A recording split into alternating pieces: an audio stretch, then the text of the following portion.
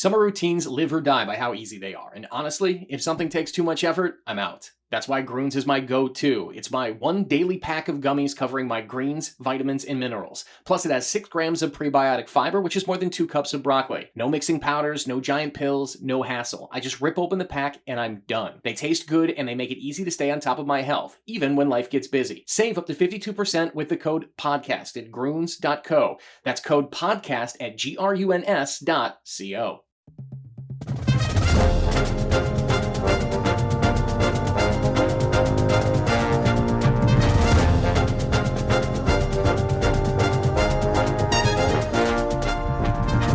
It's the Go Gopher podcast with Mike Grimm, episode number 57. I am Mike Grimm, voice of the Golden Gophers, and welcome back to the podcast. We're going to have some fun on this week's Go Gopher podcast with one of our favorite Gophers. Softball star Natalie DenHartog from Hopkins, Minnesota, is the school's all-time leader in home runs with 58 career round trippers. She'll join us on today's show. She'll be adding to that career round trip number 58 every time she homers this coming season. The season gets underway this weekend in Florida. It's a tournament featuring the Golden Gophers, Western Kentucky, Butler, Portland State, and Colgate. DenHartog is excited about the upcoming season, and we preview the season, including teams from the Big Ten. We'll talk about her background, growing up in a family that values athletics, her increased leadership role this year, and more. I know you'll enjoy the conversation, which we taped the day before the team left for the Sunshine State.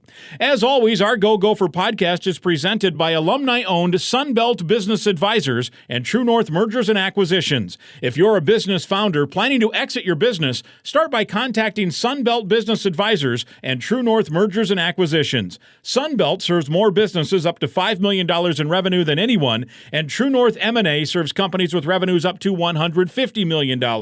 Get a confidential, no-cost, no-obligation business valuation started today.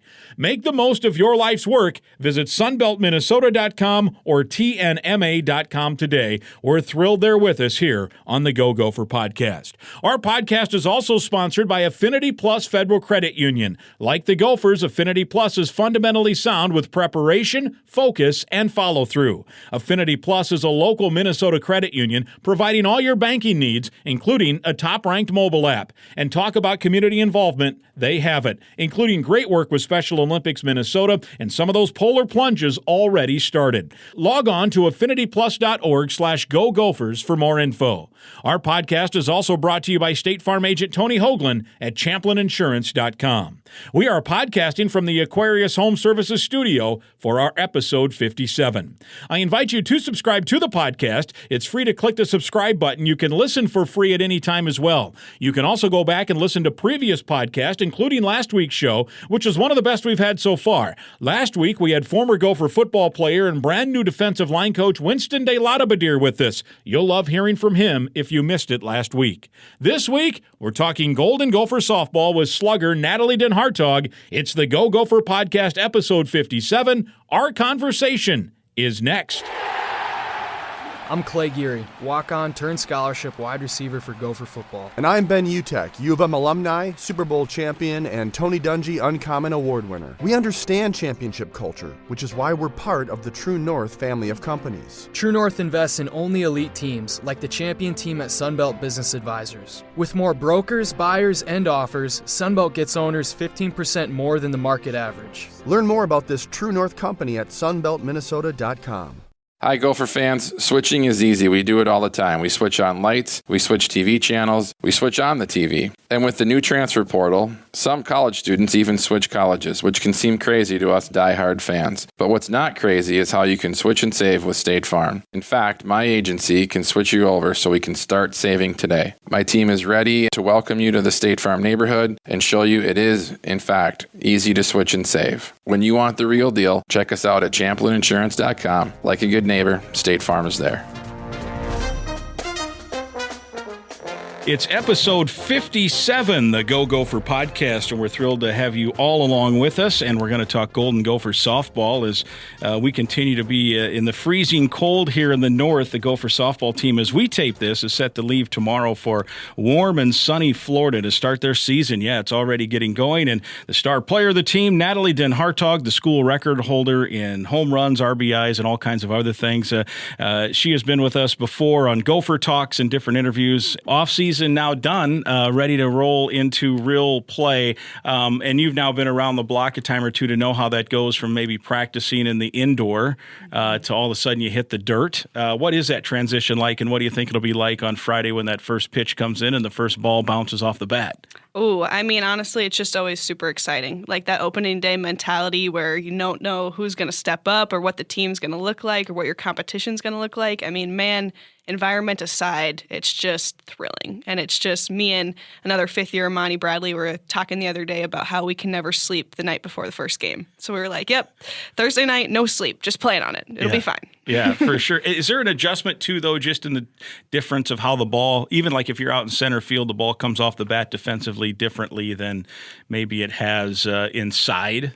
For sure. And I think even state to state, like playing in Florida versus playing in Arizona versus playing in Minnesota, it all makes a difference. Sure. And it's not crazy, but it's just always something to be aware of. Going down to Florida, you can expect the air to be pretty thick, so balls won't fly as far. But windy too, usually, right? Or yeah, not as depending bad? on the time. I hope not too windy. Wind's not my friend most days. But no, it's just something to take a couple reps on and get used to. But our girls are confident we'll be all right with the transition. As you guys get ready to go, of course, a lot of new faces, and that's kind of the new norm in all sports, whether softball or not, in terms of transfer portal. And so there are a lot of new freshmen, but there are also a lot of new players who have experience at other places. So how quickly does that come together, and how has it come together here, maybe say in the last few months or weeks even? Yeah, for sure. I mean, honestly, this team is very new to Minnesota, all things considered. We have, less returning players than we had new players, but since this group stepped on campus in the fall, we have gelled super well. We just get along, and you can tell by the way we play and the way we practice that this group really enjoys playing the game of softball. And being a part of that is just super special because it makes showing up every day that much more easy. But yeah, like you said, there's a lot of turnovers, so it'll be fun to hit the field in a real uniform against a different opponent and see how this team takes that fun and that energy to competing at a different level. Yeah, for sure. And when you think about teams, whatever the sport might be, whether it's softball or football or what have you, skill is obviously important. You got to have skilled players and talented players to get to where you want to get, but to have a team that is on the same page is also, you can elevate maybe higher than that potential talent level can take you at times. Did you agree with that? Yeah, for sure. I mean, softball is a team sport that's played on a bunch of little individual competitions, but that gelling and that team camaraderie ends up being huge when you step on the field. So I for sure think it'll help us get us to the next level and kind of chase after some of the goals we have this season. Softball is unique too, that you have a little bit of a warm up. The fall season, you get some, I don't know if you call them games or scrimmages or what have you, and some practice time, and you guys got that. Were most of the newcomers on campus by that time, and were you able to get a gauge as to maybe what this team will be about now that the real pitch goes into the air here this week? For sure. I mean, fall's a super fun time. Yes, we had everyone on campus and everyone got to compete in the fall games. And those fall games are fun just to give everybody an opportunity and see what everybody looks like in a game situation. Because, no matter how many times you scrimmage yourselves in the indoor, it's just not the same. Yeah. It's just not the same as going against another team.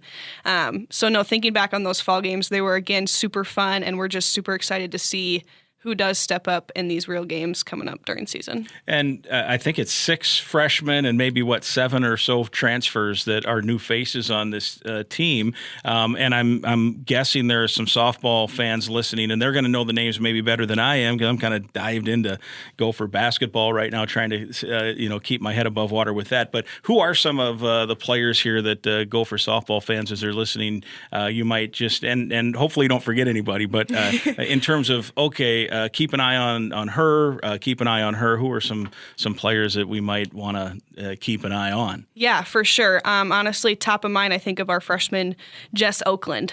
She's probably going to see a lot of time at shortstop this year. And the first day she came out in the fall, first practice, just us girls hitting around, she hit more bombs than I did. And I remember going back outside the back of the field to pick them up with her. And I said, "Hey, Jess, you think you're going to beat my home run record in 4 years?" And she goes, "Well, I'm going to try." And so, she's just she is a talent that is very uncommon, and she has a great work ethic. So she is definitely just someone to keep your eye on, not only as a leader offensively, but a leader on the field as she grows and matures. So that's going to be super exciting. On top of that, Sid Schwartz out of Chanhassen, Minnesota, is a pitcher for us and a freshman, and she is just super crafty. I'm super excited to watch her on the mound. She's super competitive and strives to be perfect every time she steps up there. We got to work on expectations because obviously perfect is never super reachable, but she's going to be super fun to watch for sure.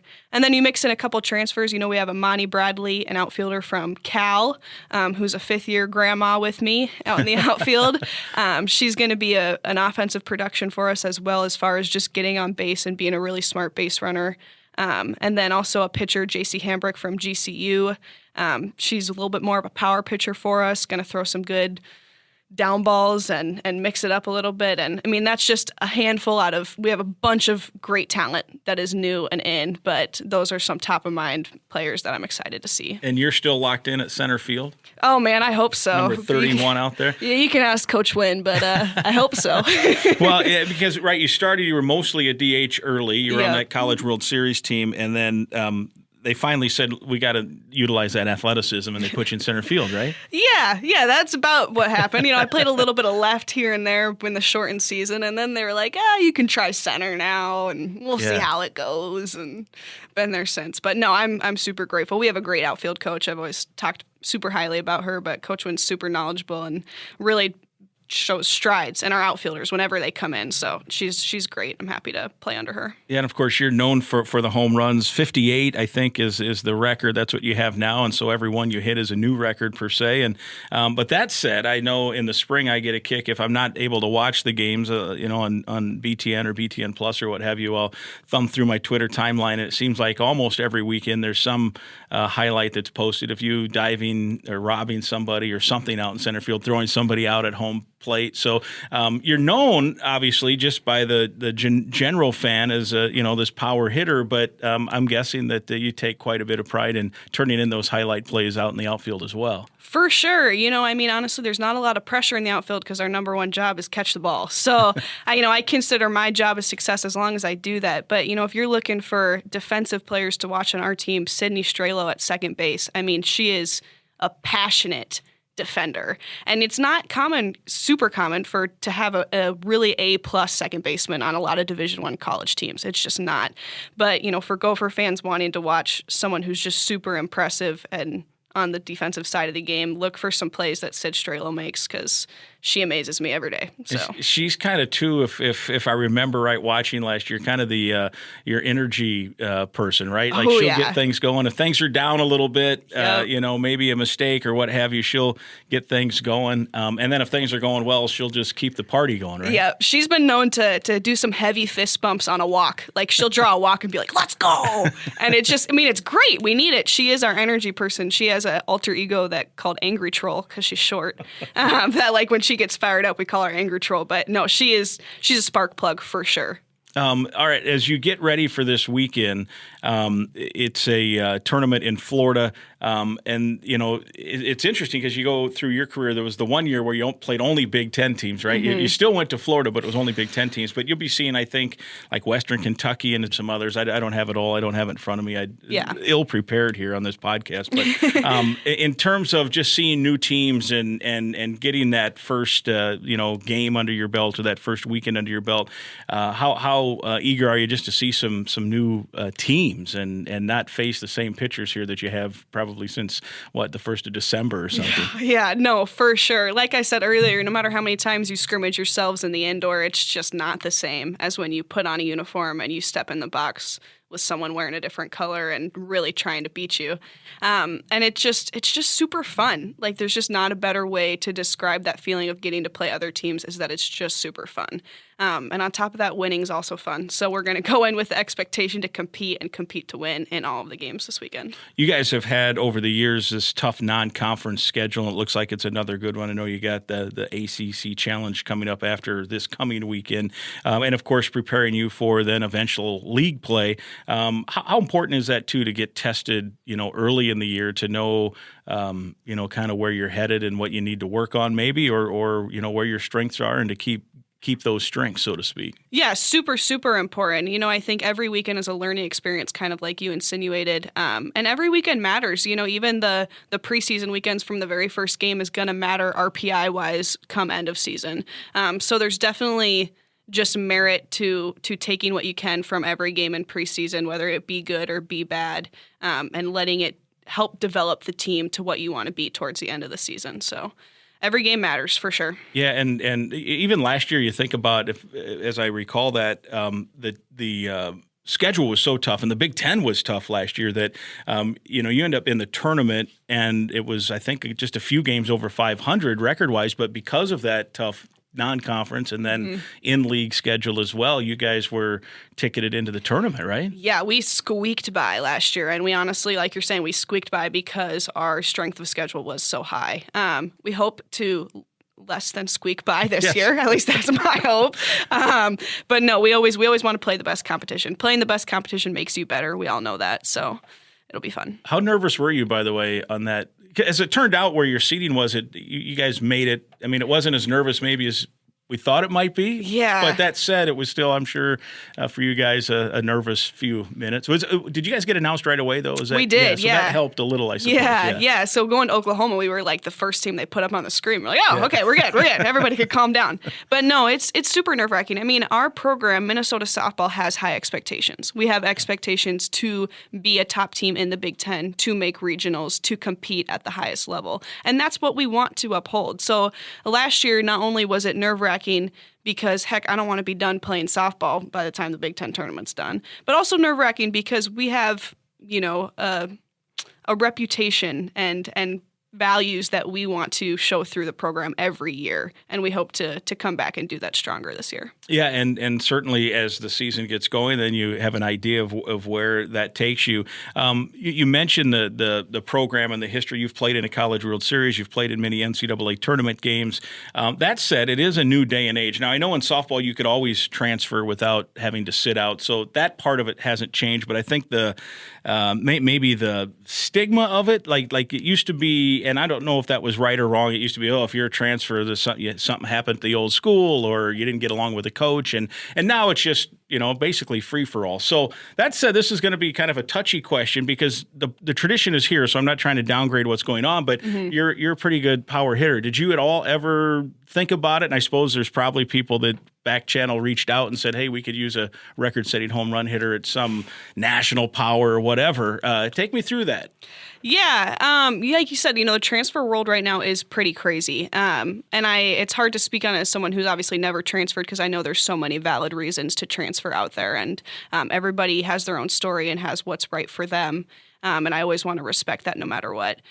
For me, being a homegrown Minnesota kid, having a Minnesota kind of community and family behind me, there was just always so much merit and value to staying loyal to Minnesota, kind of come what may. And that meant, despite, coaching staff changes, despite personnel changes, despite the ups and downs of different seasons, think about transferring. Sure, everybody thinks about, what would it be like over there? What would it be like there? Actually consider it no. It was about family. It was about sticking it out with a program and building something that I could walk away being super proud of. A career I could be proud of, a career my parents could be proud of. And so, no, Minnesota has my heart, whether I want to admit it or not. The negative 30-degree weather, I can't leave. So here I am. But no, I'm proud to be here, proud to wear the maroon and gold. Start a Gopher, finish a Gopher. That's right. Right? That's right. No doubt. Now, you mentioned your family family, we've talked about this in many of our interviews in the past, so some of this is old news for some people, but certainly there'll be, not everybody listens to everything that ever goes out, but your family has an athletic background. Your dad was the football coach at Hopkins. We'll get into the fact that he and I were college teammates, college baseball back in the day in a minute, but your family, so they can just jump in the car and they're ready to watch you play in a home game in like 10 minutes, 12 minutes. So that's kind of part of what you're saying. But what was it, how important was, family to you just to get your start in athletics, knowing that your dad was a former college athlete and a head football coach at a power high school here? Yeah, no, super important. I mean, I think every family has their thing. Like some families like, oh, we're a theater family. We're a band family. And that's great. Having a thing is great no matter what. Our family's thing is we play sports. I mean, a ball was placed in my hand from the time I knew what a ball was. And that is great. And I think sports have always been the way that my parents and I connected growing up. And obviously we have a more adult to adult relationship now, which is awesome. But it's just great. It just has brought our family closer in different ways and got to experience a bunch of different things. So our family plays sports, and that's just a fact I've lived with and loved my whole life. So it is what it is. It is what it is. To the point where we've talked about this before, you played youth football right up until freshman year, is that right? Well, a little less grade, than that. It was like 6th or 7th. Yeah. Linebacker, you were kicking butt, right? Yeah. It's funny. Every year someone asks me about playing football, it gets older. Like people are gonna be like, you played through high school, right? I'm just gonna start saying yes. I was a letter winner, first team all conference. Yeah, that's right. Exactly. No, but it was super fun. I was bigger than the boys then, and I played running back, linebacker. I just liked the physicality of it, and I liked running, and I just thought it was what you did. It was just, you get to this age, you just play football. It wasn't weird. It was just, that was what we did. Yeah. And that's what Were you the only girl on the team usually? No, we actually had, within the Hopkins Football League, youth HFL program, I think there was like 3 total girls, maybe one other at my age level and another in a different age level. But no, it was a great, super welcoming community. I mean, the only people that ever looked twice or thought twice about it was the opposing teams. Sure. And I always had my boys to back me up. Yeah. So it was a great experience. Was there ever a time where you put a hit on, a kid and he's either got teased, and again, because kids are stupid, or that you would look at him and he'd be like, I can't believe this just happened? Oh, for sure. For sure. I mean, it was my favorite moments when we would walk into warm-ups for a game and you'd hear, oh, they got a girl on their team. And it'd be like, yeah, let's go. Yeah, let's go. On. Time to turn it on. And so, no, for sure, you always got that. But I mean, it was just fuel to the fire at that point. So now, did you have a ponytail coming out, or how did they know? Because, with a helmet, you couldn't necessarily tell. It was the long hair coming out, and then eventually we got to a ponytail. But at age 10, it was just like hair down, helmet over it, just nasty, greasy stuff. But it was fun. How do you think that helped you in terms of your athletic confidence or mentality playing football? And then as you moved up, obviously you played softball. Did you play hoops too, or hockey, or? Yeah, I played basketball through sophomore year. Granted, I went to Hopkins, so I never saw past JV. Yeah. Unashamed about that. But no, they're pretty good in basketball. Yeah, we're pretty good. But no, I also played, I played baseball before softball too. So I also got to play with the boys in that. And honestly, as a competitor, it's just never really mattered who was throwing the ball or who was on the other side of the ball. It was just about winning. It was just about competing. And it was about, from a very early age, my parents said, hey, we play sports not just to win or just to compete, but we play because they teach you lessons. It teaches you how to face failure, how to be a good teammate, and all these things. So environment-wise, whether it was playing with the boys in football or baseball or then switching to softball or playing basketball, it was just about competing and how can I grow as a person on and off the field, on and off the court, no matter who I'm playing or no matter who I'm with. So if it was just a football league of all females, you would have had the same competitive. For sure. Like playing against boys didn't necessarily create a bigger compete level for you. Right. It didn't matter. It was just you were competing. Yeah, it was just competing. It was just trying to win. So you went from baseball, then when did you start playing softball? I think I officially started playing softball around 11 or 12. I think I made it through a couple years of kid pitch baseball. I'm not sure when the transition happened, but then they were like, all right, time to go play some softball. But. Yeah, and then what was that like as you're going from, pitching overhand and, playing with, I guess, depending on the age, either 90-foot bases or not. Maybe they were 80 at that age group, but and then you're into a little smaller diamond. and windmill pitching as opposed to overhand pitching? Honestly, I remember no difference. And I think you get that little, ignorance is bliss at that age where you're just up there to swing the bat and, no, not even aware of anything else. I remember no difference of the transition. How many? Now, your dad was a college baseball and football player, and as we mentioned, I hinted at it a little earlier. We've talked about it in the past. He and I were teammates. I played baseball at Luther. He played baseball at Luther. He was 2 years older than me, so he was. When I came in as a youngster, he was already established as the starter in center field. And then he also was the starter at safety in football. Mm-hmm. And I also was competing against him in intramural basketball, and he was about the best player in that league too. So I think he probably could have played basketball he might have even. Now, did he for a year? I think the first year, and then it just got to be too much. He's trying all three sports. So obviously a good athlete, and then into the coaching world. How much one-on-one training, whether it be just going to the cage and taking batting practice, or even when you were younger throwing the ball around, or football, or going to shoot baskets? I mean, how many hours do you suppose? Oh, man. I don't have an estimate for that, honestly. The best way I can put it is that I have the best parents I could have possibly asked for athletically, in a sense that it was just always supportive. It was never forced. My dad's philosophy was anytime you want to go hit, throw, shoot hoops, whatever it was, I'm just not going to say no. Yeah. That was what it was. And so it was never, hey, we have to go do this, but it was, Dad, you want to go hit? Oh, yep, let's go. Let's go to the park. Oh, you want to go shoot hoops? Yep, let's go down. And it was that's just what we did. And it was fun. And I have a great relationship with both my parents, and it has largely stemmed from all the hours we spent playing sports or talking about sports. But no, I couldn't count up the hours if I tried. I didn't have a hitting coach growing up. My dad was it. Yeah. He was the hitting coach, and I'm proud of that. But no, it's a lot of days at the park for sure. I was. We've talked about this also in the past, that you have that little kind of leg kick, which is unique. I don't, and when I see it, to me, it reminds me exactly of how your dad hit when we were on the baseball team. He had that just almost a coil, just a little recoil, and then you spring into the swing. And so I have convinced myself that he must have taught you that. Maybe it's just DNA. I don't know. But then last year, another mutual teammate of your dad and I's, who lives in St. Cloud, long story here, we went to the Luther baseball game. They played Hamlin over at the Saints field, so we met there and watched that game, and that was all fun. So saw it. And then he was just peripherally knew of your story, and so I was telling him more about it because he was your dad's same age, or maybe you're younger. I can't remember. Anyway, he then started watching games, and he's like, I don't see it. I don't see what you see in that batting stuff. I'm like, you're crazy. Like it's exactly that. So we can, did he teach you the little step there? He did. See, I knew it. All right. So I was right, as usual. People need to listen to me more. But anyway, yeah. Yeah, it was like one day he was like, we just need to figure out how to hit it over the outfielders' heads. And I was like, all right, I'm game. Like, what are we going to do? And then we just taught the leg kick, and I've been doing it ever since. And then it got to a point in high school, they're like, why do you do that? And I was like, I don't know, I just do it. Like, it just is what it is now. So that's a John DenHartog special. Oh, right for there. sure. Yeah. I knew I saw. It's serious. I'm not making it up. And back, your dad and I are old enough now. There's no game tape. Like there was nobody filmed anything back then. I stumbled upon a picture that I think my parents took, and that's about the only thing you got of back then, right? But it was, and you guys wear the same number. He was 31 in both football and baseball, so that's pretty cool. Now we've talked about your dad a lot over the years. Your mom was also went to Luther. Yep.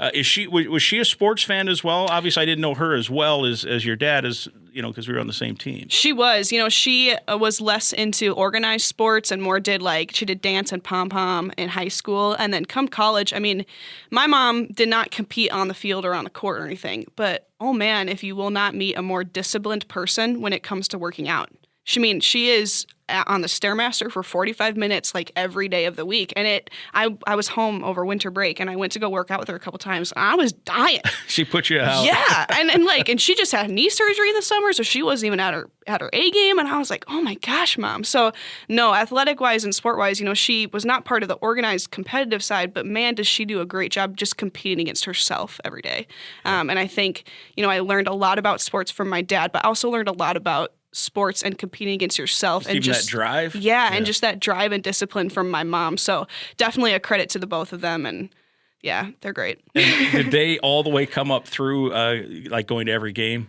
Oh, yeah. Yeah. Oh, yeah. I mean, yes, they unless it was for my other siblings, which Yes. also had good sports careers and Yeah. are very smart and accomplished. You got to get that out. Yeah, I love them. They're But great. yeah, because now how many brothers and sisters do you have? Just one brother, one sister. Okay, so I'm sure there's times like my nieces and nephews, my brother and sister-in-law, they have to like literally sit down like on Sunday and plan their week. Well, you got to go to his game and you got to go to her game, and here's how it works. Yep. And I'm sure that your parents had that going at times. For sure, for sure. You know, I got lucky to be the youngest, so in the sense that once I started my collegiate career, it was kind of all me, Yeah. and I get to be the spotlight, which is fun, super fun. But no, they definitely finagled it for a while growing up, and I spent countless hours at the ballpark watching my siblings play, so they get to put in the hours now.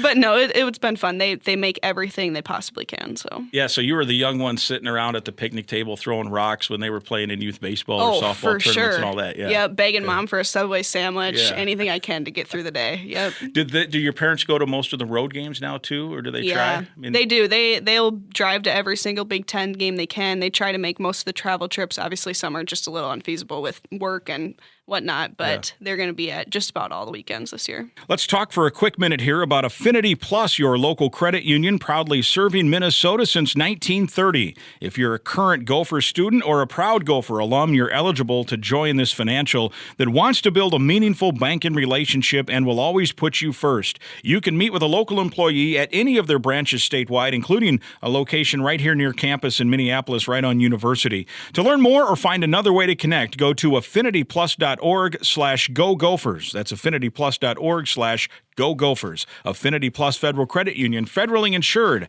by NCUA. All right, so you got this weekend, it opens. Softball is so important in the circle, pitching. You hinted at it a little bit earlier, so let's dive in a little deeper. You've got Autumn, who is back. Almost said Amber. She's been gone a while, but you got Autumn and Amber. Have you ever yelled the wrong name from the outfield? The announcers have. Have they? Yeah. So Autumn is back and had a really good year last year. Tell us about how she has done in this offseason and what you expect from her. Yeah, Autumn is a super admirable competitor and pitcher in general. The best thing about Autumn is that she gets better with better competition. I mean, if you look at her career here at Minnesota, she has thrown the best against the top components. She's, threw lights out against UCLA a couple times. She threw lights out against Florida State one year. She's just competitive, and she just knows when to amp up her game. It's super fun to play behind her because she's kind of tricky and kind of gets in the hitters' heads. So that'll be exciting. But no, I'm super excited. She's put in a lot of great work in the offseason and just working on staying healthy and making sure she's ready to go for this season. And has it gotten different, too, even maybe since you started as a college player, that it seems and maybe it was just because Amber Pfizer was so good where she pitched, almost every game. And there was, right before you got there was, Sarah was here and others before. But where there's more teams are using more pitchers, do you think? For sure. I think that's a huge trend all throughout college softball. I mean, I think even if you look at like regionals last year, the pitchers that you would think would be dominant still got pieced up. Honestly, I think just like softball and baseball, you go through phases of, the hitters are really good, now the pitchers are really good, and you kind of go back and forth. Right now, honestly, if you look at collegiate softball, I would say the hitters are very good. And the best teams aren't the best teams because they have one good pitcher, but because they have 2 or 3 or 4 and can kind of pitch by committee. So, no, that's definitely, Autumn is a standout for us for sure, but we also hope to back her up and be able to pitch by committee this year a little bit more than we did last year, as I think most successful Division I teams will. Right. Yeah, that's what I was wondering. So it's going to take more than one. And you mentioned earlier Sydney Schwartz. She's the freshman, and she's kind of all-around player, right? She has played in the field and hitting, but I think at least for now she's zeroing in as a pitcher. Yeah, she does still, she does still hit. She does still take reps in the infield for sure. She's just a good athlete, but she's just someone who's definitely impressed me in our preseason scrimmages. Like I mentioned, we also have GCU transfer J.C. Hambrick on the mound, and then Florida State transfer Bree Enter, who is also a very good, crafty pitcher. So we have a good staff this year. I'm super excited to watch them work as a staff and back each other up and kind of throw hitters off in that sense. So you've been facing those 4 now, right? Yep, over and over again. So without giving the opponents too much, although I doubt Western Kentucky's going to listen to the Go Gopher podcast, but give me a little. What is each pitcher's strength? What's the best thing about each one of these pitchers? Oh man, I think one thing you have going for the staff is they all do something a little bit different. Autumn, I can say this on podcasts because everybody knows it. Autumn has a great changeup. She hides it super well and can throw people off balance even when you know it's coming. I mean, heck, I knew it was coming last weekend and I capped one off the end, like swinging bunt back to the pitcher. And I was like, I knew that was coming. I still couldn't hit it. No, and JC, like I said, will be she'll throw a little bit more firm, a little bit more of a power pitcher, and spot the ball well.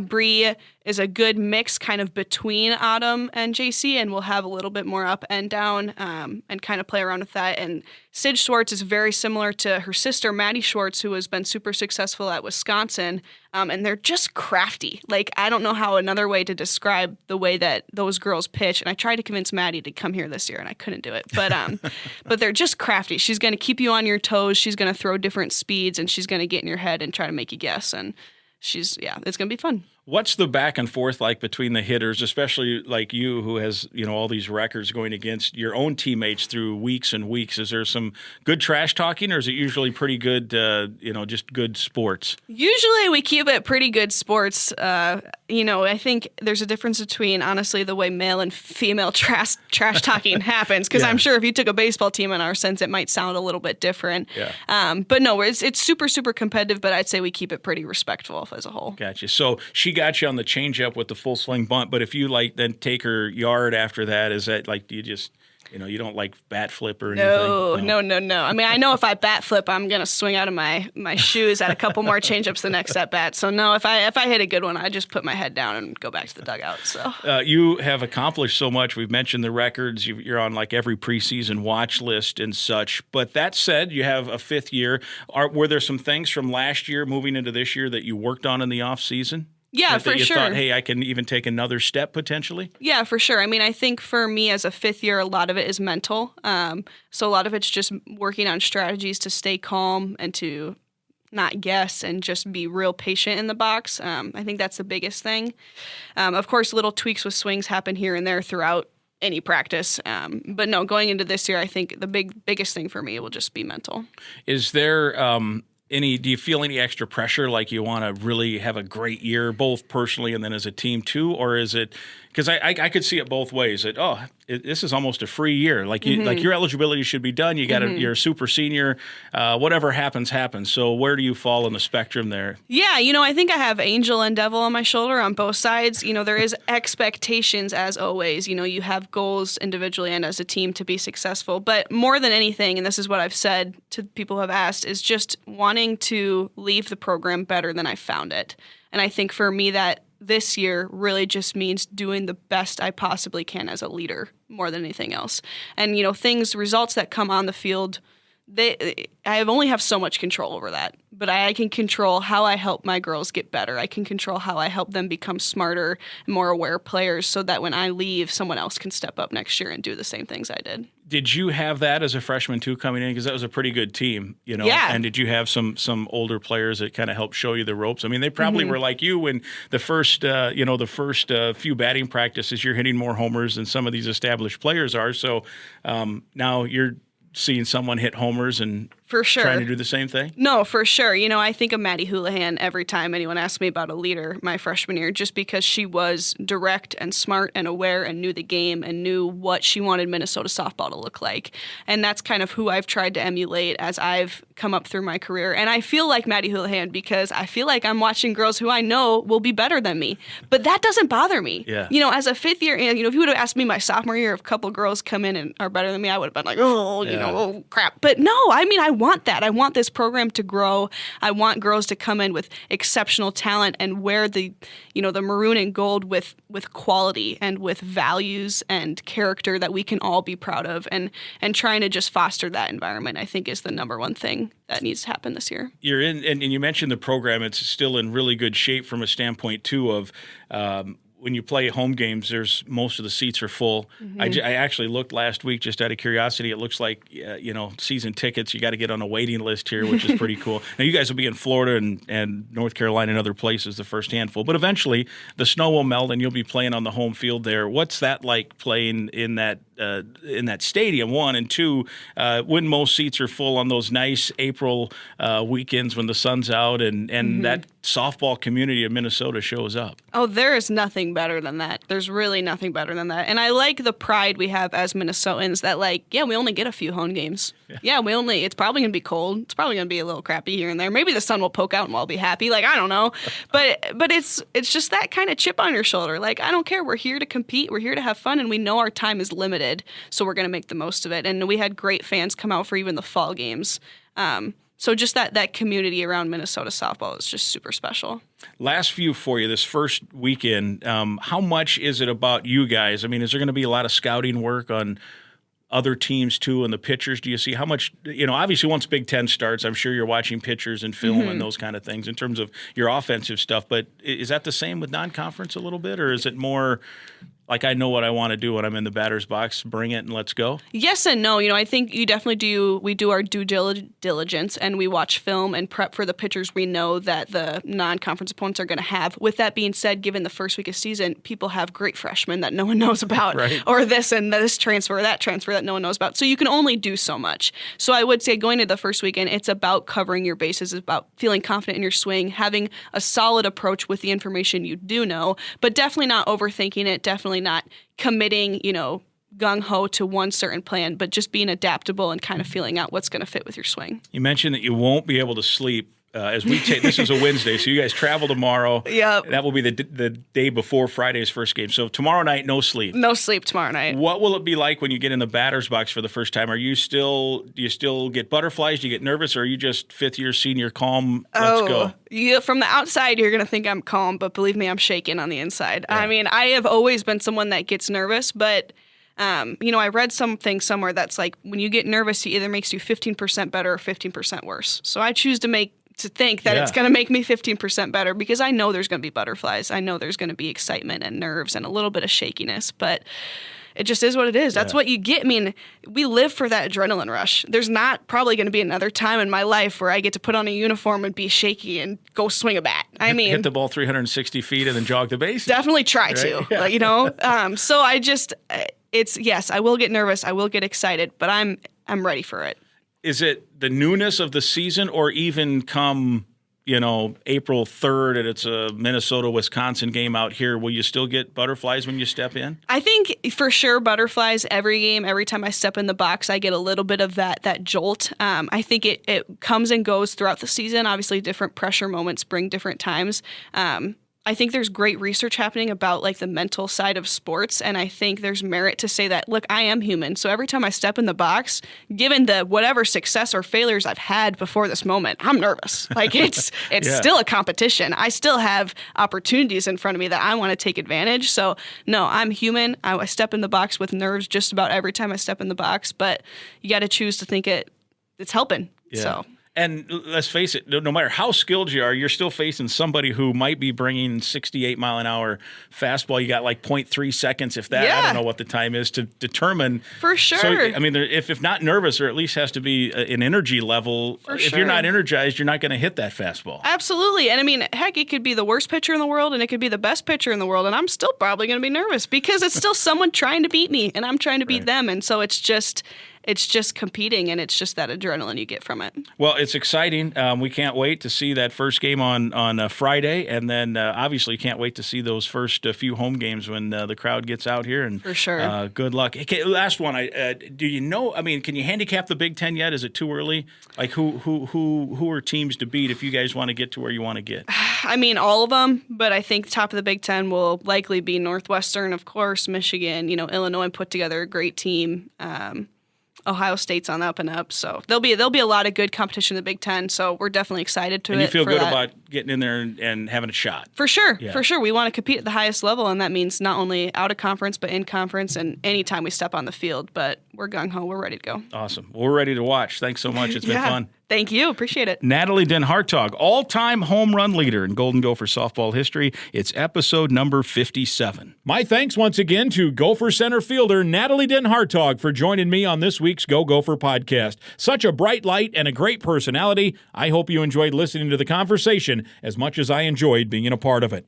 The Go Gopher podcast is presented by Sunbelt Business Advisors and True North Mergers and Acquisitions. If you're buying or selling a business, visit sunbeltminnesota.com or TNMA.com. We're also proud to be supported by Affinity Plus Federal Credit Union, your local credit union throughout the state of Minnesota. Go to affinityplus.org/Go Gophers. Affinity Plus sponsors our player profile each week, supporting Gopher student athletes. We're also sponsored by State Farm agent Tony Hoagland. Again, I'd invite you to listen to past podcasts, and please be sure to click the subscribe button right now on the Go Gopher podcast. It's free to subscribe and free to listen. And please share the link on your social media channels so others can listen as well. We'll talk again next week.